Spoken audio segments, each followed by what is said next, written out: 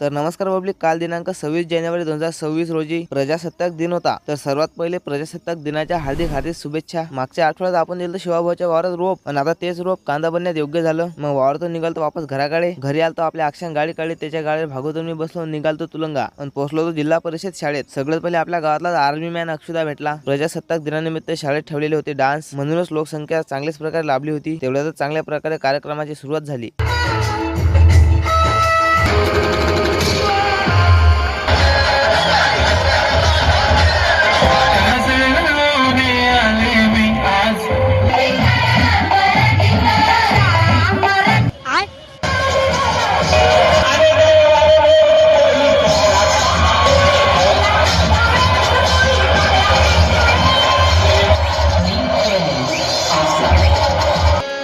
आणि पाण्याविन माणसाची जिंदगी